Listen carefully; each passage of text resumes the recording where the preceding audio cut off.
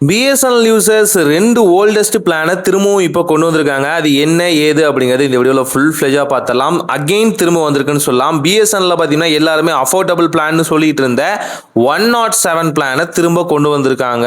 S, ரொம்ப காலமாக இருந்துச்சு. 35 நாள் வேலிடிட்டியோடலாம் இருந்துச்சு. கிட்டத்தட்ட 40 நாள்லாம் இருந்த காலம்லாம் உண்டு. 35 நாளுக்கு ஸ்டாண்டர்டாக இருந்துச்சு. இப்போ அதை சுருக்கி 20 நாள் கொண்டு வந்திருக்காங்க.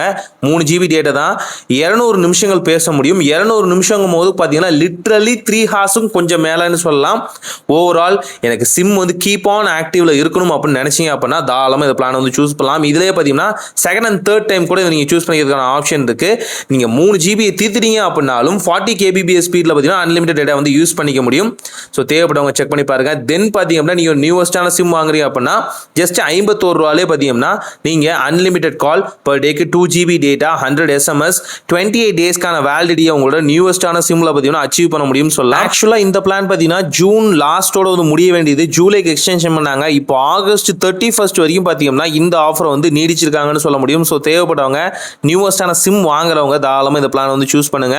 கண்டிப்பாக ஒரு வர்த்தி ஆஃப் பிளானாக இருக்கும்.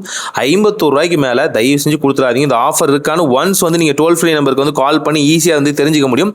அந்த டோல் ஃப்ரீ நம்பர் பார்த்தீங்கன்னா 1800 180 1503 இந்த நம்பருக்கு நீங்கள் கால் பண்ணிங்கனாலே போதும். இது வந்து பிஎஸ்என்எலோட டோல் ஃப்ரீ நம்பர் தான். ஸோ செக் பண்ணி பாருங்க. ஸோ இந்த 2 பிளான்ஸ் பற்றி நீங்கள் என்ன நினைக்கிறீங்க மறக்காம கமெண்ட் செக்ஷன் சொல்லுங்க. ஸோ இது போல வீடியோஸ் பார்க்கறதுக்கு சேனலை சப்ஸ்கிரைப் பண்ணிக்கோங்க. ஒரு நல்ல மாற்றம் இனிதாய் நடக்கட்டும்.